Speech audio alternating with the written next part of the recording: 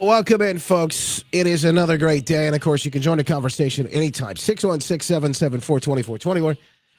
Just 6 days now. 6 days to election.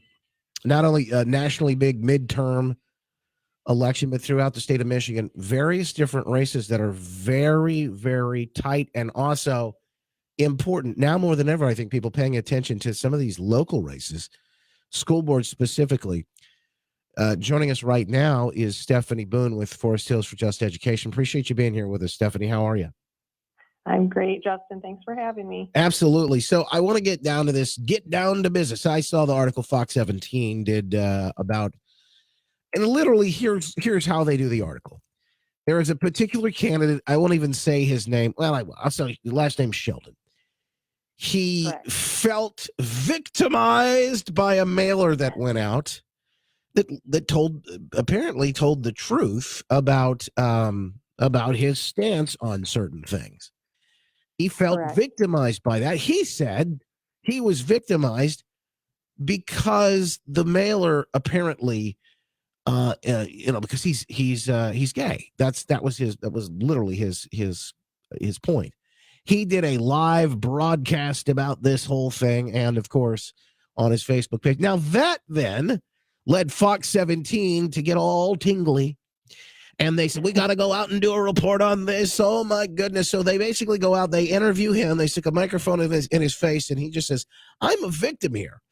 They're upset because I'm gay. No. It appears, and I could be wrong here, but it could be that it appears that parents don't want biological males with the junk, with the apparatus, so to speak, in the same locker room or bathroom with their daughters. Listen, I'm a father, 2 daughters. I can't imagine the insanity that would say this is okay. I don't care who you are. We have gone completely off the rails on the crazy train on this. Sheldon's upset. Fox 17 does a big interview with him about it all. And of course, you are I guess you're quoted, a statement from you is quoted, but they never really get you on camera and ask you about these things, did they? They did not. No. Okay, so No, they break this down for reached us. out and we got back to them. I had texted the phone number that I had received and said, hey, what about our side of things? And at least we were able to give a statement that was included in the 10 o'clock news last night.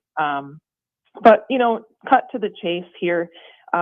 This has absolutely nothing to do with gay or straight or anywhere in between. It does not say that on the mailer. The mailer asks a simple question. Are you okay with biological males being allowed in the same school locker room as your daughter? It doesn't say anything about Justin being gay. It doesn't say anything about the LGBTQ community. What this is a nationwide attack on our kids and the nuclear family. This is a mainstream progressive belief that we need to bring in gender-affirming restrooms and signage and books into our schools, our workplaces, our communities. And, as a father of 2 girls there, I'm sure that you're thinking about this and worrying. Congrats to you, by the way, on your new baby girl. And I'm sure that this is something that's at the forefront of a lot of parents' minds right now. And we know that at least 80% of parents out there are concerned with this safety concern in the schools today.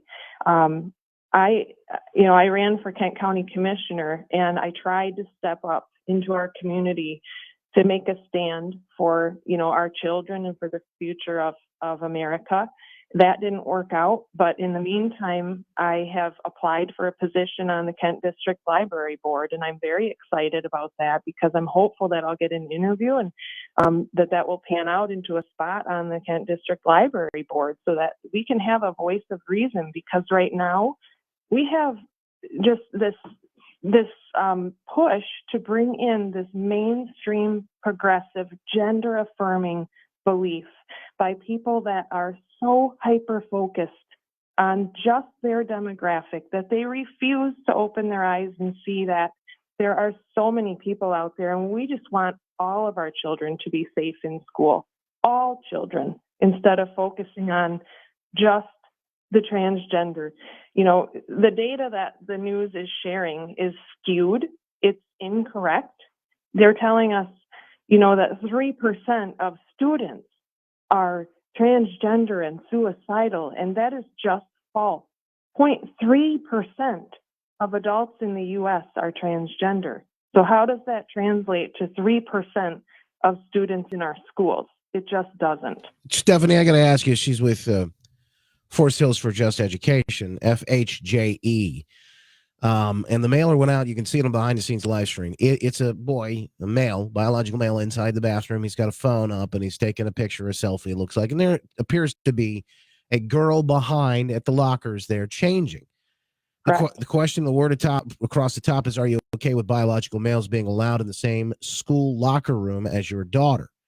Then down at the bottom, it says Forest Hills Public Schools school board candidate Justin Sheldon is. In fact, he advocates for it. What has he said about this? He won't answer that question. And he could clear this up very quickly if he would just answer the question. I think this is a misstep by him. Always playing the perpetual victim. Folks on the left like to do this, but I think, unfortunately, what he's going to do here is he could have come across very moderate, very in the middle, not a hey everybody, I'm just a guy who just wants to help the kids, etc. But in fact, this man who has no children wants to be. I'm not saying you have to have kids to be a school board member, but at the same time, apparently he knows what's best for your kids. I don't think that a lot of folks, especially as this becomes a hot button issue this year, I don't think that parents are going to really be happy about this. Now, I think, again, this is going to backfire on this Sheldon, because now more people are going to know about this. He set a trap for himself here. It just makes no sense. Folks on the left would rather be a victim than a victor always. This is the mindset. Yeah. Yep. And they want to claim that they're nonpartisan, and this is all about our feelings. Oh no, he's definitely getting money from the Democrats, is he not? Absolutely. And now, why are Democrats backing certain school board members or certain school board candidates in this race and races all across the state? Well, because they found a certain demographic that will push and help them push their mainstream progressive beliefs in our schools, in our workplaces, in our libraries, signage, you name it, it's everywhere. And if they can keep playing the victim card and keep calling, names to those who call out the truth here and in common sense, then they can continue pushing their narrative. Like I say, running for this position or having applied for this position on the Kent District Library Board of Directors, it's been very eye-opening for me to see that the left does not want me on that board. They do not want me on that board. I wonder why. We can't possibly have a voice of reason in our schools and in our libraries anymore, can we? Got to be pushing this agenda. And at the very least, answer the question that's on the table. And you'll see on social media, you'll see where everyone comes to Justin's rescue. Well, that's not everyone. It's a small percentage of people. My question is, if anybody has asked this question, are you okay with biological males being in the same school locker room or the school bathroom as your daughter? I'm assuming that's going to be a no. That's going to be a hard pass for a lot of people. Particularly what we saw occur in Virginia, a horrific crime where a girl was sexually assaulted by a biological male. Yeah. And the listen, left wants to dismiss that as well and make excuses and say that that's an actual predator and the chances of that happening are so slim. Well, they happened. It happened. Yeah. Listen, somebody hit the lottery, lightning struck. The chances of it happening, it happened. It's happened before. Right.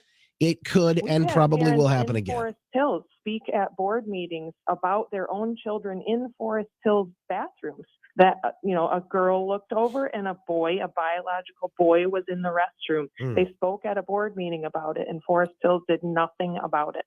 Nothing. We're talking about a safety concern. We're talking about a very serious subject, and one that parents all over are going to be engaged in.